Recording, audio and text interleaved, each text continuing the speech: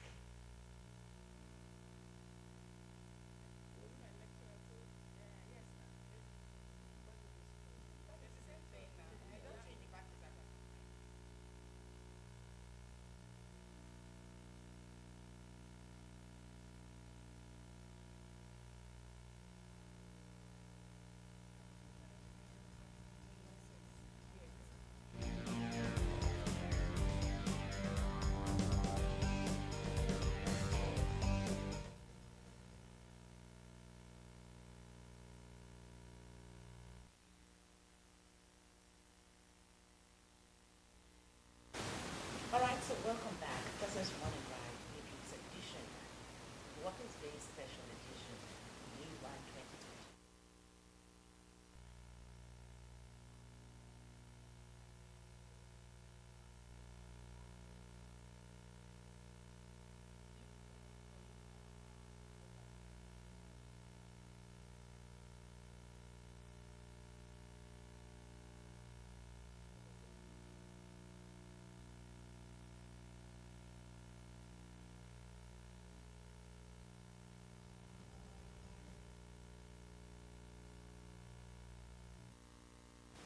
All right, welcome back. It's Morning Ride Midweek's edition, Workers' Day Special, May 1, 2024. It's that time we look at trending headlines, and on trending headlines this morning, joining us as analyst is no other than engineer Meshach Oza. Yes, very wonderful morning. Happy Workers' Day. I'm excited to be in the midst, and I'm hopeful that Yeah. the life of the worker, the living wage of the worker will change today.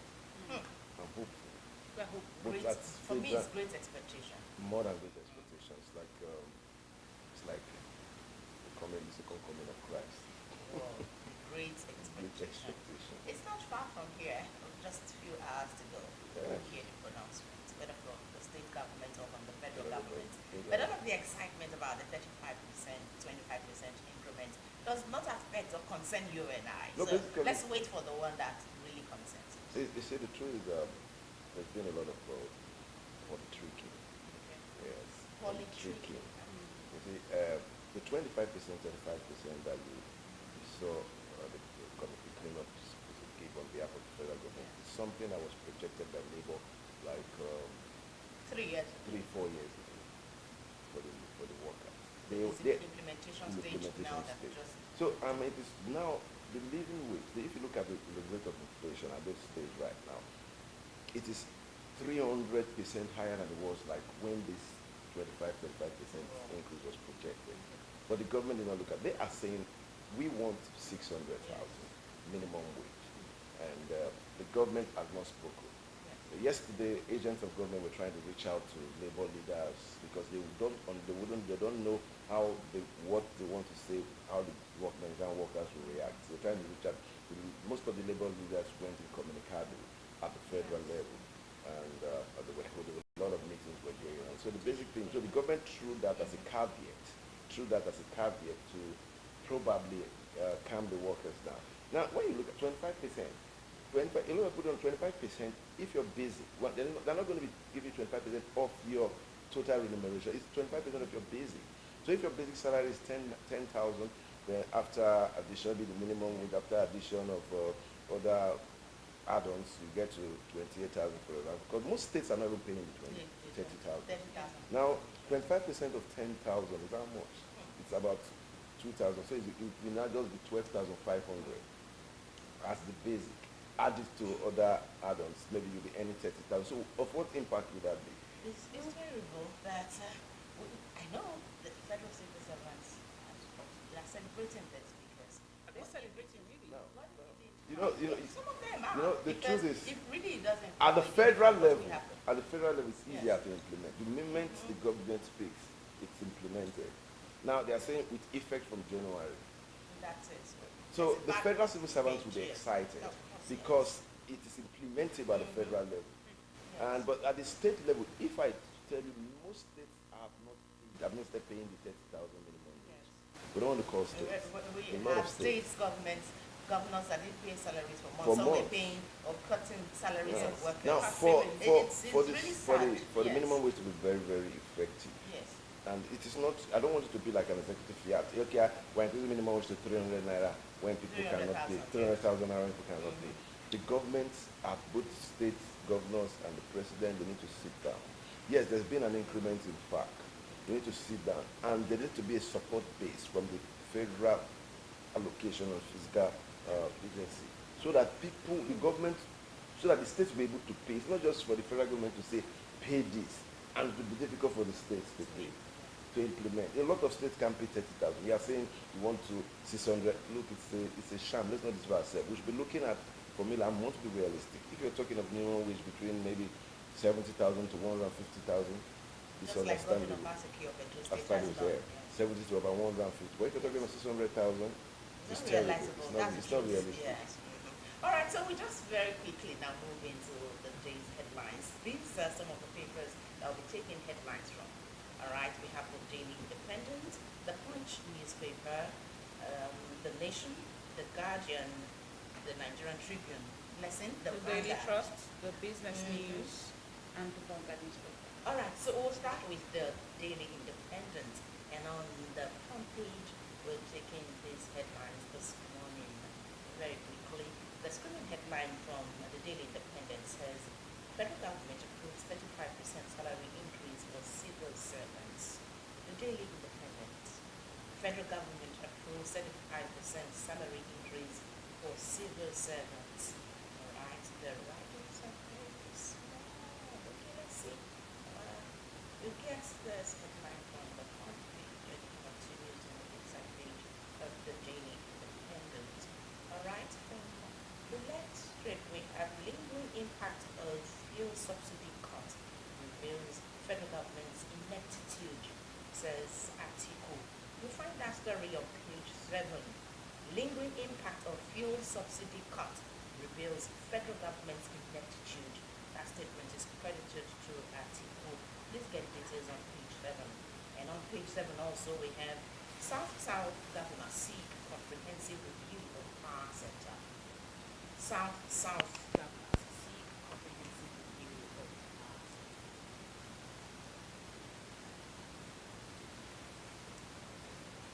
All right, we last headline here is from the Daily Independent. Reps ask NERC to hold new electricity tariff hike. Reps ask NERC to hold new electricity tariff hike. These are the headlines for this morning from the Daily Independent. Moving on, let's look at the Punch newspaper now. The Punch newspaper has as major headline, Workers' Day, Labour laments rising food prices, fuel crisis. The riders, reps, NLC, NBA, students reject electricity tariff hike, lament rising inflation. Queues worsen gridlock, commuters stranded, more vessels discharge PMS. That is on pages 2 and 7 of the Punch newspaper. At the top strip, federal government raises salaries of military, police, others. That's on page 29. And the last headline I will take it from the Punch newspaper is on page 31, and it says, 200 billion naira debt. Ipman threatens closure of 30,000 filling stations. Whoa. All right, we'll move now to the Guardian newspaper. Screaming headline from the Guardian. Endless wait for living wages. Okay, endless wait for living wage. Inflation, naira depreciation plunged Nigerians to lowest wage earners. That story you'll find on page 6. Endless wait for living wage. Inflation, naira depreciation plunged Nigerians to lowest wage earners. Please get the details on page 6. All right, we have a table here for cost of 50 kg bag of rice. 2020, 26,000 naira. 2021, 25,000 naira. 2022, 31,000 naira. 2023, 55,000 naira. And between January to April 2024, 85,000 naira. Look at that. All right, let's see.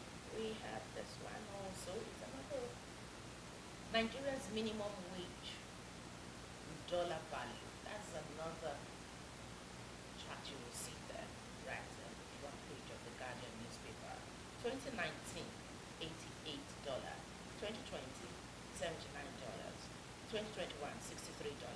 2022, $67. 2023, $65. 2023, $23.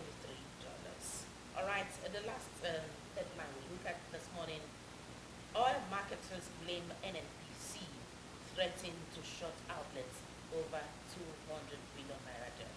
Please get the details on page 7. Every day one trouble for our country. Now let's move on to the Daily Trust newspaper. On the Daily Trust newspaper, we have as major headline, May Day, NLC rejects 35% pay rise, insists on living wage. The riders, committee yet to submit reports on minimum wage. It's a worst moment for workers, says Atiku. Get that story on page 3 of the Daily Trust. That on the top strip, I'll take this headline that says, kidnappings, out of school children worry northern governors. And lastly, on page 30, after squabble for seats, Senate adjourns plenary. So, okay, look at the Nation newspaper. On the front page, the screaming headline there says, public servants, military, police get 35% consolidated pay rise. The story is right in the front page of the Nation newspaper. Please let's look at that. Public servants, military, police get 35% consolidated pay rise. And then on page 5, we have drama over sitting arrangement in Senate. Drama over sitting arrangement in Senate. That's on page 36. Then Lagos spend 849 million naira on bursary. Please get the details on page 5. Lastly, we look at this one from the Nation newspaper. Nigeria's VAT collection lowest in Africa, says Abbas. Please follow that details on page 3. All right, let's look at the Business Times newspaper now. The Business Times has as major headline, electricity tariff hike. NBA threatens lawsuit against federal government and disclose. The riders give government 7-day ultimatum to reverse to old electricity tariff or face lawsuit. Says hike in electricity tariff by almost 300% unreasonable, insensitive. The last rider says, Minister of Power has failed Nigerians, says Parliament. That's on page 2 of the Business Times. Then we have this headline that says, NUPRC opens bid for 17 marginal oil fee, says Komolafe. The last headline I'll be taking from page 2, it says, I expect rich nations to meet African donation requests, says World Bank President. And the writer says, if Africa develops well, Africa has a lot to offer to the world. All right, very quickly, let's look at headlines from the Nigerian Tribune.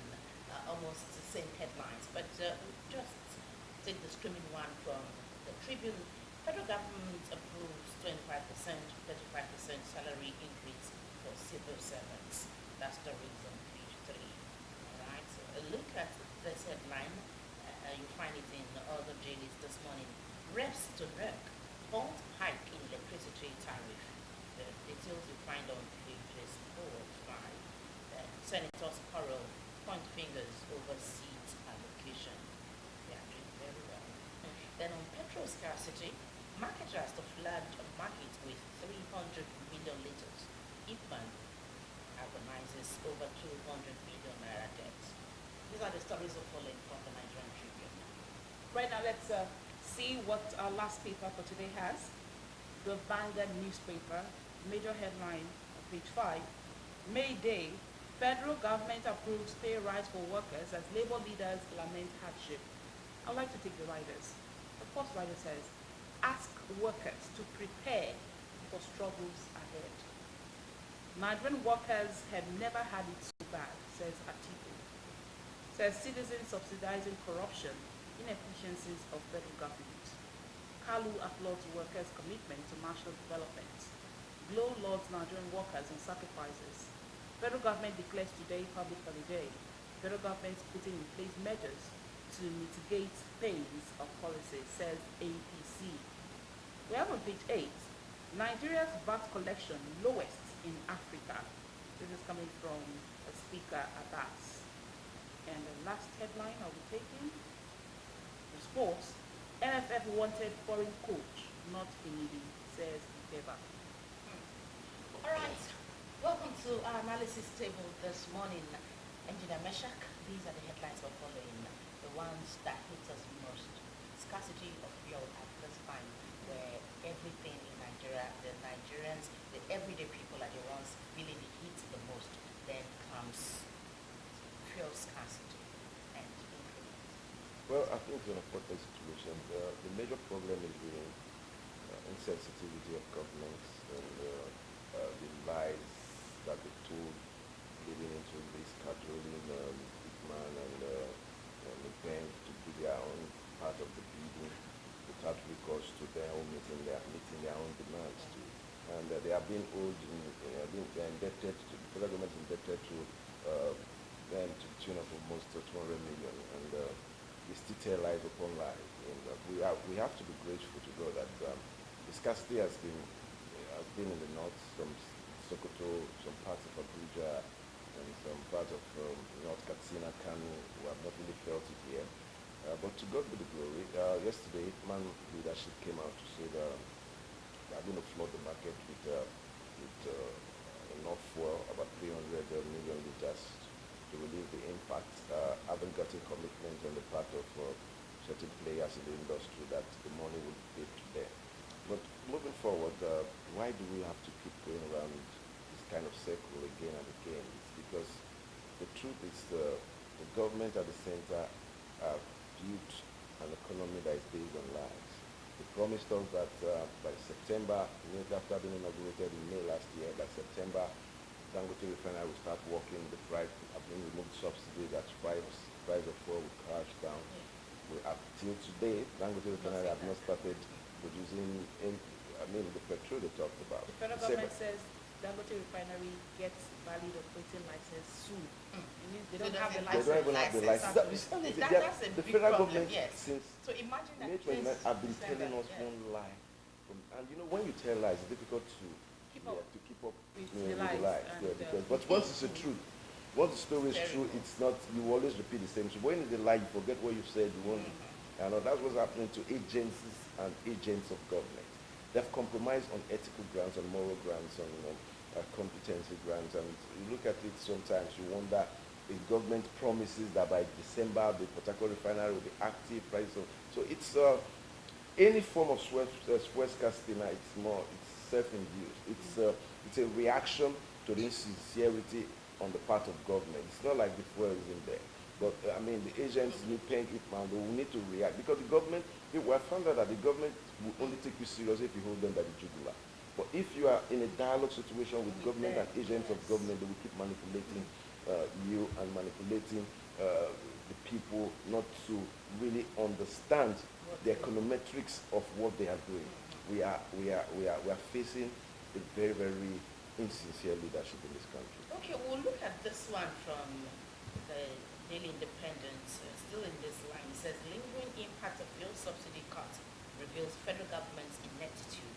The statement is credited to the former Vice President Atiku Abubakar. It says Nigeria subsidizing corruption, inefficiencies in system. Well, that's Yeah. the truth. He said the truth, the ineptitude of Yes. government. And when you look at it, basically what he's saying is it's not far from the truth, because this government has actually come up with policies that they are not grounded in. For you to have taken away the subsidy and floated the naira in the parallel market, there should have been an impact of the subsidy removal and the floating of the naira on the economy. Nigerians, the major problem with Nigerians right now is lack of trust for the government. And that can only be achieved if the government is able to tell Nigerians how has it been from May 2019 subsidy was removed and the price of oil shot up from between 165 to 180 to about 525 in less than 20 minutes from the pronouncement by Mr. President. What total amount has been retrieved by government from subsidy? What have been saved from subsidy? How has the money that have been saved been used? And most importantly, for the government to get credence, the government must have a point of necessity.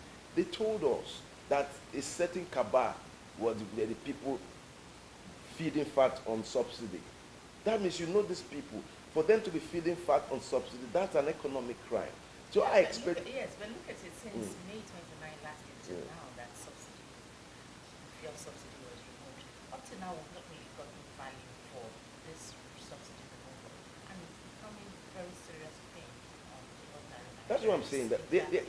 You know, there's so much lie. They are probably, Yeah. they So, are so there is no telling. way Nigerians can uncover these lies, or are we saying that we don't have some We're truth seeing the in lies. any We are other seeing Even it. Now, Ipman let's, has come now, out. among now, these ones? besides Ipman has that, come out to even say say we are still NNPCL Yeah, is we're to paying- is to blame. blame. They are still Subsidy. to So blame. why- We are why- saying why now. burden The shock nationality of Nigerians? it all is that one of the major players in the downstream petroleum industry, Rain Oil, the owner of Rain Oil, Bechi, he came out last 2 weeks and mentioned that the government is still paying subsidy. Yes. So who is the government will tell you they are not paying They're not subsidy. paying, yeah. So who is fooling who? It's you and I that have been used as pawns on the chessboard of the ruling oligarchs. It's terrible because the government has not been sincere. If you tell Nigerians the truth, we're not going to harm you. But we are going to be guided by the truth. Yes, Be bold enough to say, yes. this is the truth. We are going through this. We are going. Nigerians will appreciate you better than when we find out that what you told us is the policy statement is actually a lie. Our lawmakers are not doing anything. No. You The don't even House go of there. Reps have They called are. for They Henneke are. Lokogiri and You see, Blessing, don't even go to the lawmaker. I felt. Let's I felt. they I are- felt. No. here Let me. they are. They Yeah, are the yeah. ones who make the laws. Fighting over Oversee. allegations. Yes. So what credibility do they have? Yes. What the lawmakers are doing is what you and I did in the 80s when we were going to primary school. Exactly. This is my seat. This is my This is space. my seat. This Yes, is my space. This is my space. Don't touch my slate. It is This not is where touch I my kept yes. my This is slate. where I kept Don't my move slip. it Don't from touch. here. So It is we shocking don't to have see the that credibility. senators. So I'm not Now, I actually have National to mention Assembly that so that Yes. it looks No. like the citizens do not know this. We know. It's annoying. We hear the lies. But the people that have been elected into a position to actually check the executive. No. are They not are, doing that. They're not we playing their roles. elected them. They're just there We to elected get their them own into portion of the seats national cake. of Yeah. affluence. We elected them into seats of Yes. financial liberation. That's it. They are Yes. just okay. Oh, we are there. They are sure that in the next 4 years, oh, so much money will come to them, It's a constituency PDC. funds It's a and all PDC. that. This is They where are we not. are. Look, never you depend on your on the people in the National Assembly. You see, I think our National Assembly should have been part-time. Majority of them don't even stay for plenary. Majority of them, you see them sleeping during plenary. Yeah. I expect it to be a discussion plenary session anytime, not fighting over That's what we're seats saying or not now. coming to talk about Yes. padding, not coming to talk about you will get your transfer, will send something to your account. I mean, both the Send leadership prayers to and the your follow account. prayers to your account. And off So the it is mic. Nigerian workers that don't need prayers in his account. It is Blessing and Onome and Mishak that don't want prayers in their account. It's Exactly. terrible Let me that keep people telling the lies. that are Let's already, move on. it's like Yeah. taking what is like packing water from the river and turn into an ocean. That that is a total illusion. Oh, All right, the last Yes, let's talk headline about this today's morning. work is let's talk about Yes. the headlines that talk about May Day. NLC rejects 35% pay rise in seasonal living wage. Well, let's understand the dynamics. First and foremost, I appreciate the NFC for refusing that because it was not what was agreed. The government, there must be an agreement first before they become a pronouncement.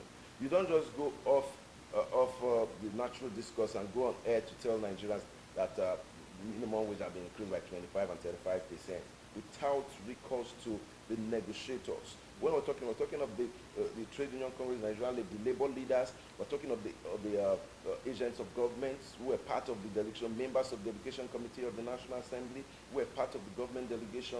Now, as a point of necessity, there would have been an agreement, verbatim, that is in print and electronic media that yes, we have come to a round table and we have agreed in principle that this is it and this is it. This is the amount. Now, labor is talking about 600. You and I know that is above board for a country that most states can't even pay 30. But when we look at, there must be an equilibrium agreement. That is a shifting of ground, and we didn't see that. That's why labor is saying we are not in agreement with this. Now, moving forward, let us hear a pronouncement from Mr. President. That pronouncement didn't come from Mr. President. It came from an agent of government or an agency of government, and it's like trying to be a sycophant in pronouncing, trying to project government to be seen to be in good light and all that. Most of the labor leaders have gone incommunicado because agents of government were looking on them to press on them in the last 24 hours. So they made themselves unavailable because they had an agreement for over a year now. They've been on the negotiating table and nothing has come out of it. So it's a big day for the Nigerian worker. It's a great expectation. Within the next 2 hours, we're going to be hearing what the government has asked for us. not what at the federal and the state level. I want a tentative uh, response, even at the state level. I trust the government of Right Honorable Sheriff Francis Oboriwori. Remember, he should go back to his promises leading on to the election and his promises that he made for the Delta State workers. He should not even think about the federal promises, but look at the workers, because we are the epicenter of your government and your governance. So I think you should show love to the Nigerian, the Delta State worker in whatever capacity that he can, and I trust he will do it today. We are waiting for him at the Senator by 10 o'clock, and I trust the capacity and his team that they have gotten a template and gotten a formula that would make the Delta State, that will work for civil servants in Delta State, not mind whatever the federal government is going to be talking about. All right, Meshach, thank you very much for joining us. One word for civil servants in Nigeria, especially in Delta State. Man, just one word is difficult, but God, restore the dignity of the Nigerian worker, Father, and let the works of our heroes' paths not be in vain. Today, Nigerian workers are going to smile. I just want to be positive. 100,000, 200,000 might not be enough, but whatever is offered should be something that can take us home. All right. Thank you very much. Thanks for having me. For joining us on Thank you so much for Trending coming. Headlines Thanks this for having me morning. always. We wish you the best of Workers' Day. Wish us the best of Workers' Day. We are hopeful. All right, this is where we are this Wednesday. Delta Television has about a bit right here on Morning Right. Our next shot is beautiful interview.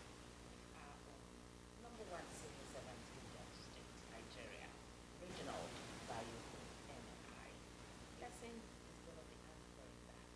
See what he has for us this morning as the world around celebrates Workers' Day, especially bringing it home to Delta State, Nigeria. Let's have him talk to us with Blessing December.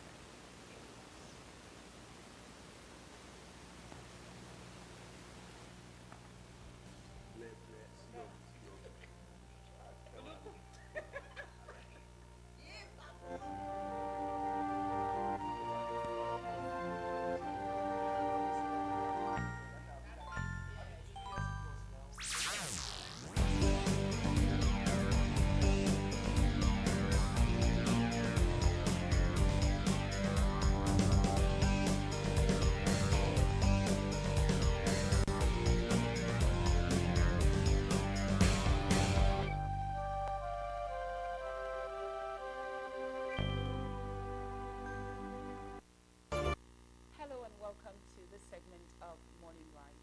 As Delta State joins the rest of the world to celebrate Workers' Day 2024, joining us in this conversation is Reginald Bayoko, MNI, the head of the Delta State Civil Service, to discuss the significance of this day and the state government's commitment to its workforce. You're welcome, sir. It's okay. Thank you for giving me this opportunity. And I want to, first of all, commend you for recognizing that we have the Workers' Day, which embraces all of us. I would just want to say that today is the day we have found ourselves. Glory be to God for allowing us to see another new day and another Workers' Day. But for today, just a significance regarding the recognition that has been accorded to workers, not just in Delta State, not just in Nigeria, but all over the world is very significant.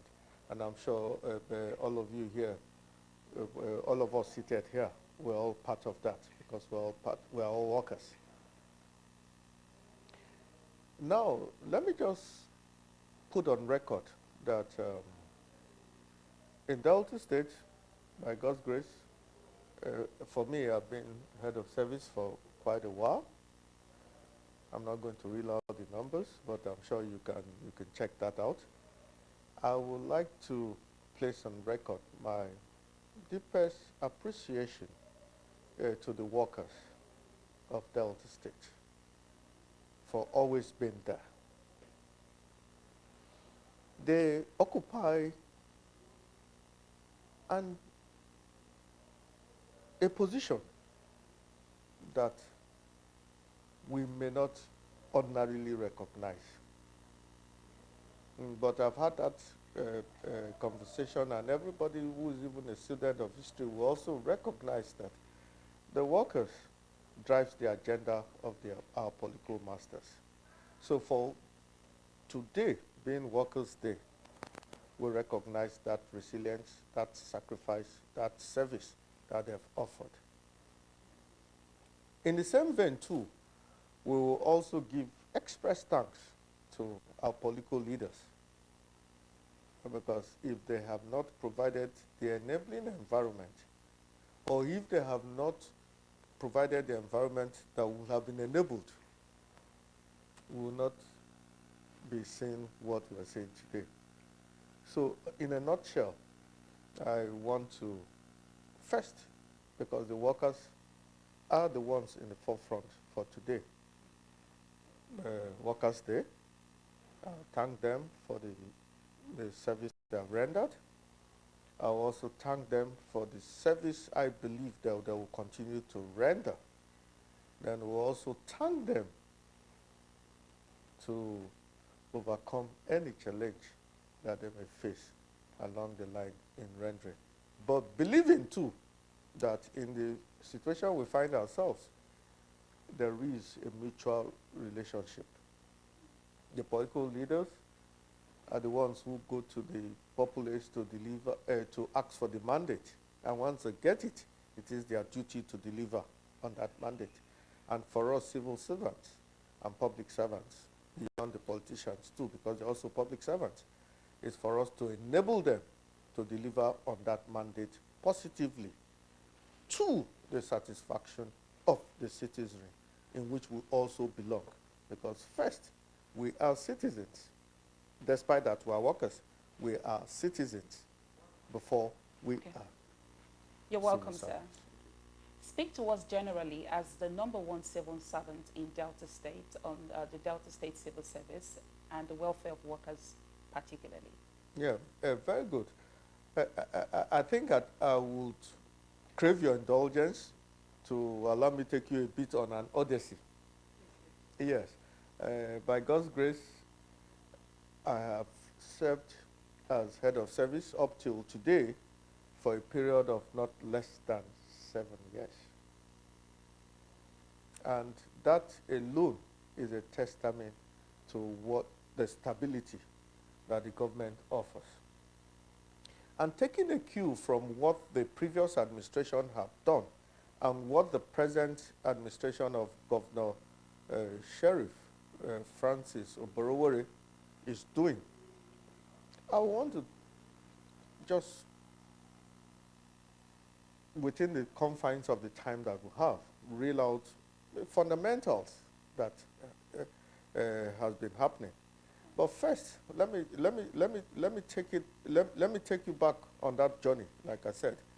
And I think the governor, I may be wrong, I may be correct, that when he was campaigning, he actually sought a specific general campaign for the citizenry. We don't have a problem with that. Very well, too, the workers will likely be among the people who you are canvassing for votes from. But thereafter, he moved it up to specific interest groups. What I recognize there for that, I think that interface happened. And during that interface, there were a number of issues that arose from the heart of the civil servants that were present. And I place it on record too, that the governor recorded them. And put me on the spot too, in that respect. And that he has done as best as he can. I may not be able to have them off my head because there are so many. I'm not playing to the gallery. There are so many. But let's look at the basic welfare thing. Governor Kowa established the Contributory Health Commission the governor, the current governor, Governor Sheriff Oborowore, has not deviated from that pathway. But beyond that, one of the immediate things that he did, which he also promised, was the issue of promotion areas, and I'm sure it's known to all of you here. He did it, he signed off on it, and that's where we are now. But beyond that, he's even saying that there should be no promotion areas going forward, and that is a challenge for all of us who are in the bureaucracy. Then, outside your normal entitlement, there was also the issue of stagnation, which has been understated. Stagnation in terms of lower levels, stagnation in terms of upper level, right? The number of people who are on level 16, everybody is canvassing for permanent secretary. But sometimes you can even get to level 17, you don't even need to be a permanent secretary. But because you can't go to level 17 if there's no vacancy, you get stagnated on 16. But the governor gave a special dispensation to say, yes, let's go ahead. That level 17 will be personal to you. Not, of course, understanding the rules and regulations of what it is, but you can end that level 17 as a personal accolade. So far, you would say the relationship between the state government and the workers in Delta State is a cordial relationship. It is. How would you rate the state government infrastructure development for workers in Delta State? And that's another part that I can speak to very well. You will know that the Governor Kowa, under his watch, we had that Professor Chike Edozie Secretariat, correct? I want to place on record that Governor Oborowore still wants to continue in that path. Then, beyond that, as I speak to you, he had gone to visit the completion of the High Court complex. In the High Court complex is also part of the motivational factors for workers. But generally, let me just answer your question in 1 or 2 words, is what I've experienced from the governor firsthand is do what is outstanding and bring up some other things that can give mileage. I don't know if I'm communicating. Am I? So the governor is fully committed. I'm not here to speak his mind, but I'm here to decipher his mind based on my interactions with him. But I think it's What is the governor's plans as it concerns housing projects, housing loans, and car loans in line with his more agenda? The governor, too, shortly after I came on board, he approved the increase of the car loan, because that car loan and housing loan policy has been there. But over the years, inflation have overridden the value of what the amount is. So, but when he came on board, yes, he said in spite of all the odds, he authorized the increase, and also very recently, he also authorized the release of a first phase of that increase. But you know what? After the approval, which went on air and everybody understood it, there's been so much application. And sometimes there's a conception that immediately you apply. Even the governor pronounced it, but nobody blames them because the governor is a man of his words. But there are processes to it. Just to say that, truly, he has increased it. I may not be able to tell you the exact figure here because we're on air, right? But I know that it's not less than 150% for both car loan and housing loan. And the intention is that every civil servant, before you retire, from day one, you'll be able to have your own house. But beyond that too, he has also encouraged a number of private initiatives, which are still, permit me to use the word, in the manifest stage, in the gestation stage rather. When you say private initiative, what do you mean? Yeah, what I mean is that you, as a journalist, you will hear that there are some schemes that they say the social housing programs where the government intervenes and brings down the cost to the most vulnerable, not just for the civil servant, but the generality. But what I always say is that the civil service, and I'm sure the governor also recognizes that, the civil service is a structured environment where you can use us as a guinea pig, but you will never go wrong before you translate it to the larger society. So it's social housing. That's essentially what I mean. Today is Workers' Day. How would you say workers in Delta State has fared so far in the past and in the present? Thank you very much. I would like to, first of all, speak straight to the camera for the workers, that congratulations to all of us on Workers' Day. And I will also say that workers in Delta State have fared very well in terms of rendering service. Despite that, and it's just human nature. Human nature. You do your best among the best. But one bad broth spoils the soup. It's not our case. What am I trying to say? I've had opportunity to express a similar sentiment. And I say, here we are, and that's the definite definition of workers in Delta State. It's just like an aircraft, for instance.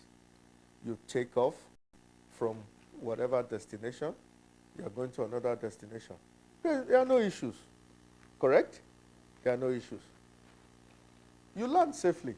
Everybody disembark. It's not news.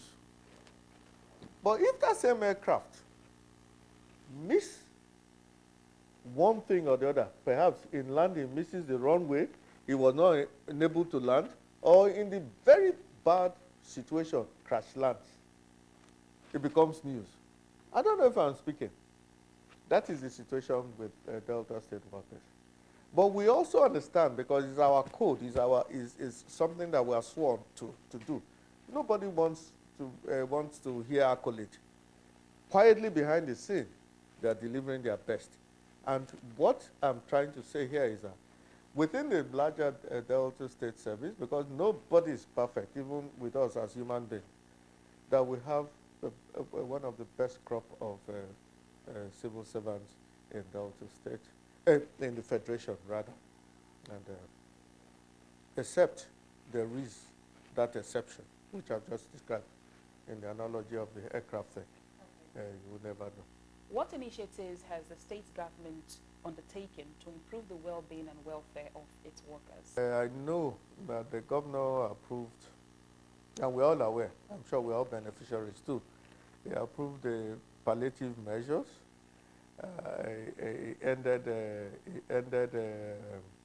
sometime last year, December, and now we're in April. I will tell you something. The governor has been central even in the Nigerian Governors Forum, and they have been decidedly that any decision going forward, especially concerning workforce, should be peer taking. And he's been taking his time, to be honest with you, he's been taking his time to understand what they come up with. But unfortunately, nothing has come up yet, despite that there have been pressures on him to go and do something.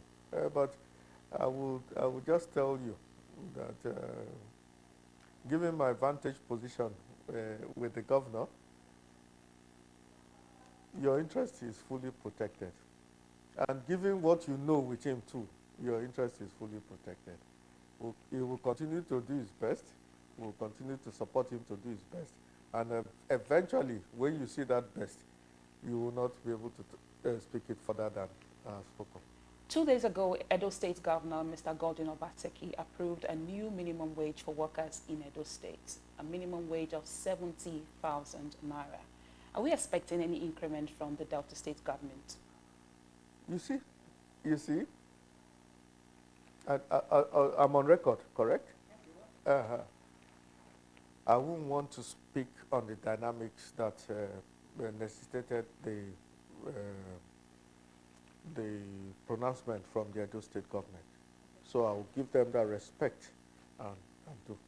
But like, what I would just say is that in Delta State, right from beginning, and sometimes even the political masters, they challenge us.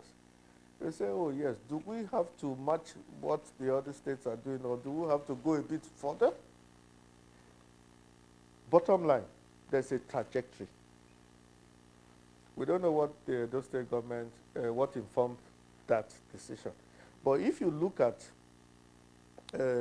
where they were before they got here, you will be able to know where we'll be when we get to where they have gotten to. It is not who starts it first, but it's who finish it better. That's the way I can speak to that. What is your take on the federal government's proposed minimum wage? As head of service, I'm not sure I've had any official document to what they are proposing. It's what the various interest groups are proposing. What are they proposing? I'm interviewing you now. The committee is yet to actually come to a conclusion. But so far, how would you? But let me just tell you.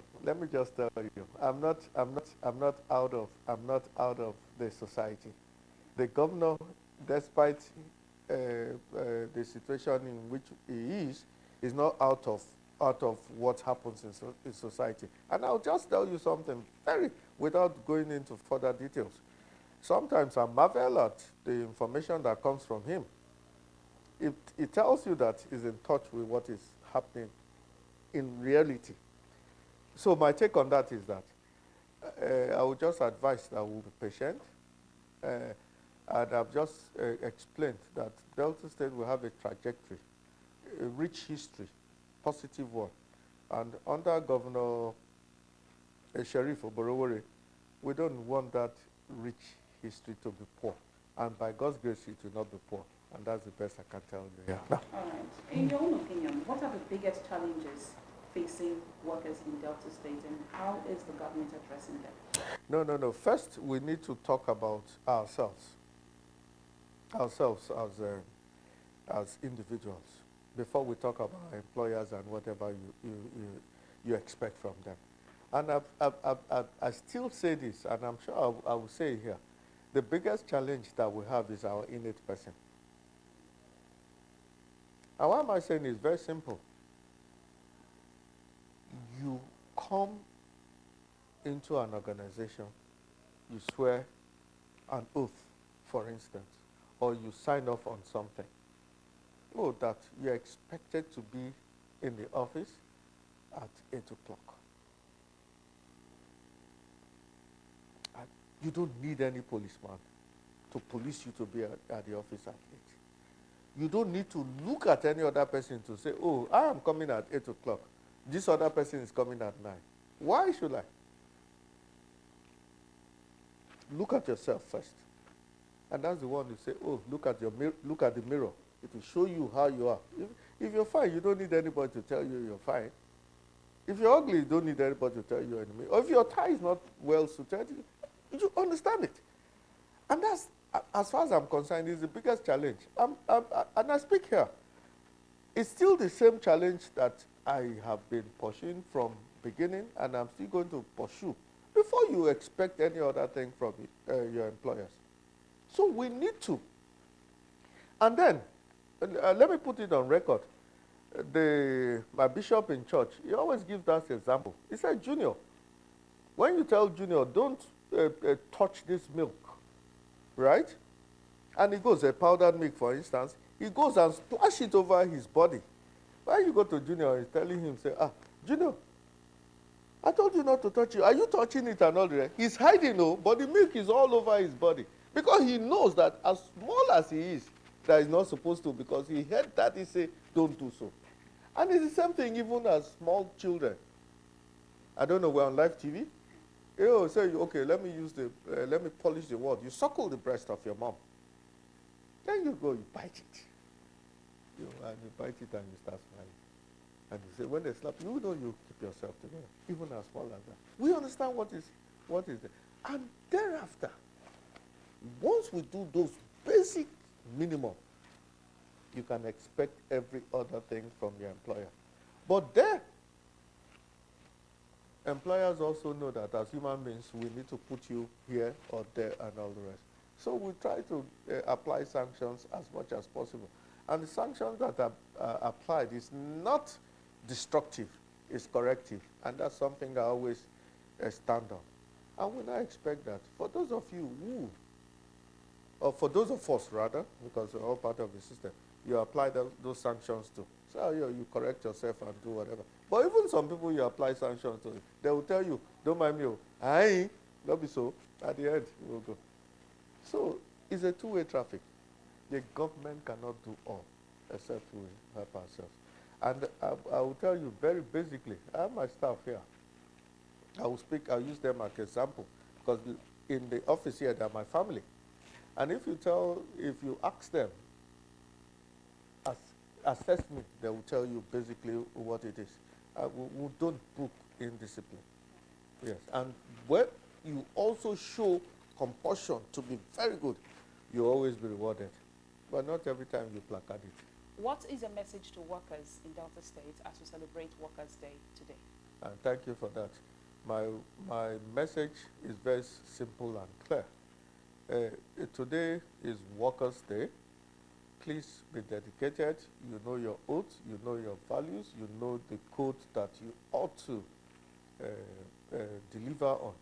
I just want to urge workers that at every given point in time, they should strive to give their best.